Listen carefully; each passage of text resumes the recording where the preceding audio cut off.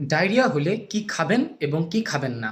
আসসালামু আলাইকুম, আমি ডাক্তার মোহাম্মদ সজীব শাহরিয়ার। বর্তমানে চেম্বার করছি বারখাদা ত্রিমোহনী বাজার, কুষ্টিয়াতে। একজন ব্যক্তির ডায়রিয়া হলে শরীর থেকে অনেক পরিমাণ পানি এবং সেই সাথে লবণ বের হয়ে যায়। তাই অবশ্যই আপনাকে ওরস্যালাইন খেতে হবে এবং মনে রাখবেন, ওরস্যালাইনের একটি প্যাকেট হাফ লিটার পানি অর্থাৎ 500 ml পানিতে মিশিয়ে প্রত্যেকবার ডায়রিয়া হওয়ার পর এখান থেকে 200 থেকে 250 ml করে ওরস্যালাইন মিশ্রিত পানি আপনাকে খেতে হবে।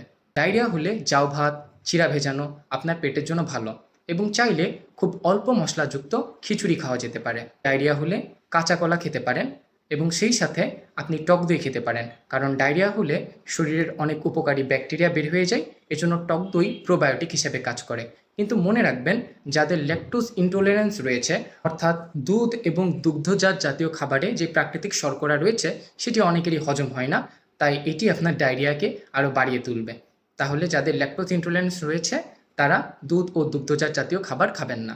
যে খাবারে ফাইবার রয়েছে অর্থাৎ আঁশ বেশি, অর্থাৎ ফল মূল শাকসবজি, এগুলো খাবেন না। সেই সাথে চা কফি পরিহার করে চলবেন, কারণ এগুলো পানিশূন্যতা বাড়ায়। এবং চিনি ও মিষ্টিজাত জাতীয় খাবার পরিহার করে চলবেন, কারণ এগুলো আপনার অন্ত্রে পানির প্রবাহ বৃদ্ধি করে এবং আপনার ডায়রিয়াকে আরও বাড়িয়ে দেয়। আজকে এটুকুই, আশা করি ভালো থাকবেন এবং সুস্থ থাকবেন।